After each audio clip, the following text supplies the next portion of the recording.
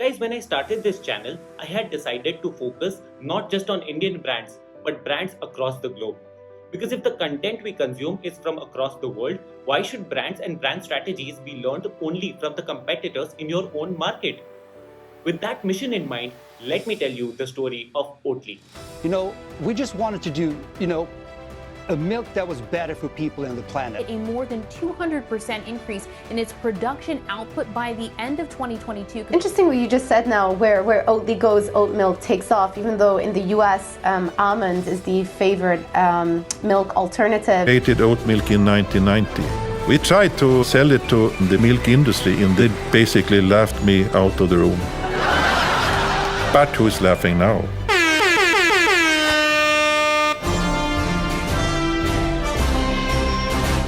Friends, it takes guts to make a website like this. To have a video on your own website that says this. Still tastes like shit. To have the CEO of the company saying this. Wow, no cow, no. Well, at least the CEO must have been really passionate about leading a food brand, right? I had no intentions of becoming CEO of a food company, I can tell you that. What? And to top it all off, they made an advertising campaign with the name Are You Stupid? When it comes to Oatly's advertising, they've really gone overboard. I mean, which brand in their right mind comes up with a campaign called Are You Stupid? Because this makes us question, are they stupid? Well, they're not. Because Oatly's revenue went from a mere $50 million in 2015 to $421 million in 2020 to $643 million in 2021. That begs the question, what is Oatly and how did it come into existence? What are the marketing strategies that work for Oatly? And finally, what can Indian brands and marketing managers learn from the success of Oatly? First things first, Oatly is a Swedish company that creates alternatives to dairy products using oats. Now, if you know what dairy-free products are, skip to this timestamp. For those who don't know, dairy-free products are products that do not contain milk or any variety of milk products. There are a lot of people who are allergic to different contents of milk. Say some are allergic to lactose, which is sugar molecule found in milk, while some are allergic to casein or other proteins found in milk. But is it just a fad, or are people really allergic to milk? Well, it turns out, according to a credible source, nearly 61% Indians, 59% Canadians, 44% Australians and 36% Americans are lactose intolerant. With such a huge market to serve, a lot of companies are coming up with dairy-free alternatives just like Oatly. Oatly was co-founded by two food scientists in 1994 with the mission to make it easy for people to eat better and live healthier lives without recklessly taxing the planet's resources in the process. Sounds quite reasonable, right? With the healthier lives and sustainability of the planet part. But then, does it really reflect anywhere? Like at all? Well, all that was about to get really interesting when this almost 20-year-old sleepy Swedish brand got him as the CEO of the company in late 2012. His name is Tony Peterson, and what he did next is an implementation of the boldest marketing strategies that made the brand a frontrunner not just in Sweden but in the US markets as well. So let's quickly understand this guy Tony Peterson and then his marketing strategies that made Oatly a frontrunner in the dairy-free market. Tony came with around 2 decades of experience in startups and quickly got into action. Now, as I previously mentioned, he was not an aficionado of selling consumer products or clocking in profits from day one. In fact, he wasn't up to be a CEO for any consumer product. When he joined Oatly, it was an extremely slowly growing company, hardly raking any profits. Now, just to make you understand better, I've divided the strategies used by Tony into 3 simple phases so you can apply them for yourself. First is re-establishing the purpose. Second is rebranding the product. And third is repositioning the brand. These are titles that are very commonly used in the marketing lexicon.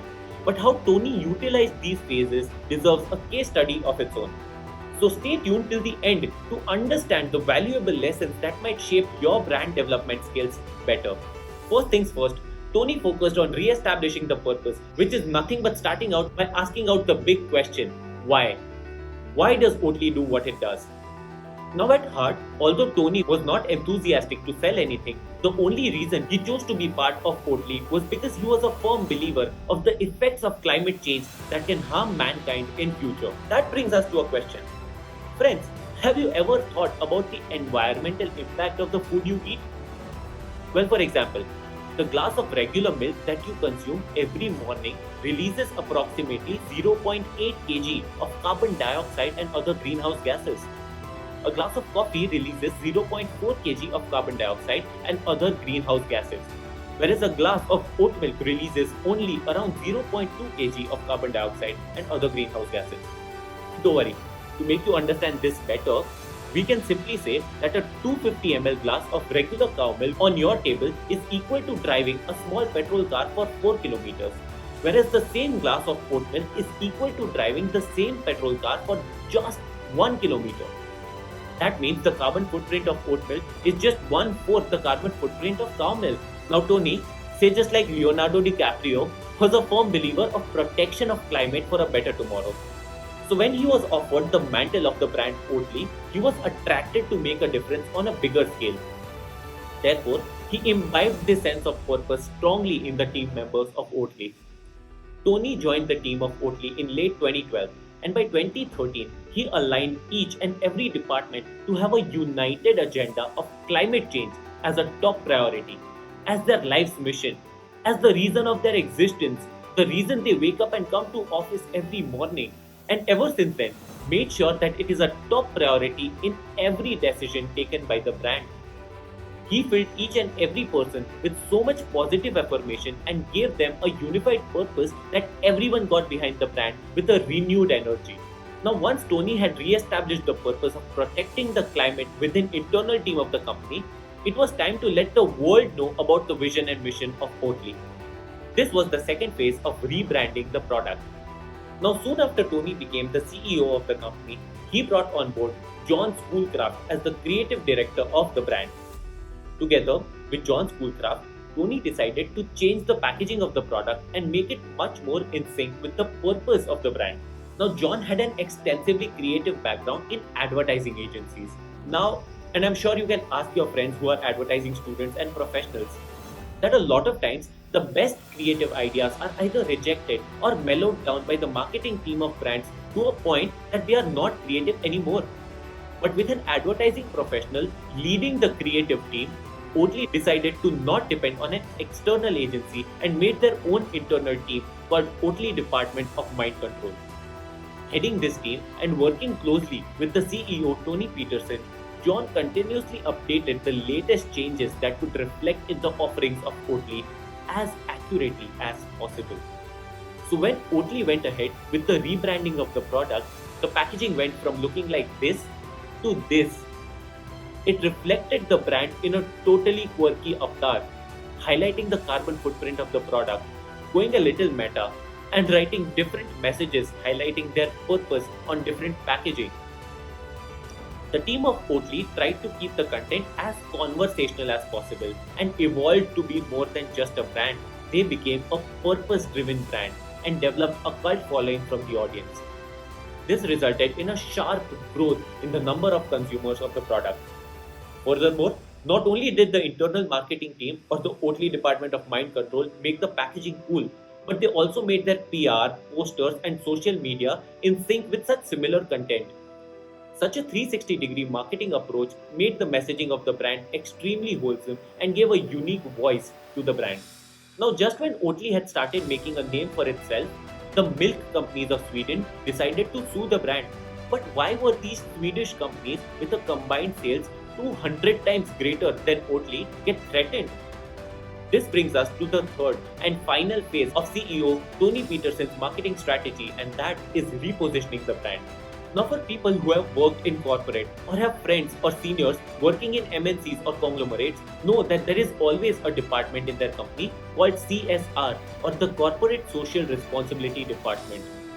This department participates in social and environmental concerns that are raised in the region or country and helps in providing effective solutions or otherwise nudging the company to do a business in a way that reduces environmental impact of the operations done by the company. For example, Tata Steel spent a humongous 406 crores in FY 2022 in corporate social activities. But, the social and environmental goal of Oatly was not restricted to a mere CSR department. It was the reason of existence for the brand, right? So they went a step ahead or a few steps further and established themselves in what marketing lingo calls an activist brand. But what is the difference between a brand with CSR department and an activist brand? Well, the CSR department of a company makes sure that their own environmental impact is minimal, thereby also generating PR for the brand and overall a good brand image, right? I mean, whenever you speak about Tata, we know of the innumerable steps that the company has taken with Mr. Ratan Tata at the helm of it to make a positive difference in the society. But an activist brand does not just care about their own environmental impact. They challenge all the other brands, big or small, that have a less environmental friendly product or service. Furthermore, an activist brand wouldn't care less about PR or, for that matter, how positively or negatively will a strategy affect their own brand image. Their goal is to bring about a lifestyle change in the society at any cost. Now, if all this makes sense to you, let us understand the repositioning of Oatly brand. Now, although Oatly was a brand established even before I was born, they never really locked horns, pun intended, with the milk industry. Furthermore, the brand positioned itself very meekly as just an option for those who cannot consume regular milk by just listing its health benefits. But under the leadership of CEO Tony Peterson, the brand had a definitive purpose. One of the few things that Tony did when he was appointed as the CEO of the company was commission a report. Now, this report of Oatly, which I have attached below, stated that drinking its oat drink can reduce greenhouse gas emissions by 80%, land use by 79%, and energy consumption by 60% compared to a same-sized portion of cow's milk. Now, with such a bold claim, Oatly charged forward and attacked cow milk like a raging bull. They made multiple ads that preached the superiority of oat milk over cow milk. This bold move started getting so much traction that the dairy industry of Sweden sued Oatly over wrongful interpretation and multiple other issues. Not just that, Oatly lost the battle in court and was asked to stop implying that cow milk is unhealthy and not fit for human consumption. Now, you would think that any company would stop making any such implications after such a huge loss in the court, right? But rather than going down, Oatly published the entire lawsuit on multiple social media platforms, implying that it was being bullied by the milk companies, which yet again resulted in soaring sales and success of the brand in Sweden. Friends, this is how Tony Peterson re-established the brand in 3 phases and made Oatly an unforgettable brand name. Now, moving on to the lessons that brands and marketing managers can learn from the success of Oatly. First is, if the brand identity created by you does not resonate with the audience in one go, do not hesitate to take steps to redo it. Oatly waited 20 years before someone came along and refurbished the brand from scratch. You can do it in a lot lesser time if you get back to the basics and find out the purpose of your brand. I'm attaching a video link of Oatly CEO Tony Peterson's interview in the description where he talks about the purpose and strategy of Oatly. Second, and this one is for marketing managers, do not hire creative people and then tell them what to do. That defeats the purpose. And it is fairly understandable that sometimes the best ideas might not resonate with the brand in one go. But that is far lesser a crime than to make a mellowed down version of the same idea. To understand this further with a perspective from the Chief Creative Officer of Oatly, Mr. John Schoolcraft, watch his brilliant video on how to crack consumer marketing without a marketing team in the video attached in the description below. That's all from my side, guys. If you really like this video, please press the like button and share it with your friends. Also, please subscribe to the channel for more such interesting case studies. Thank you.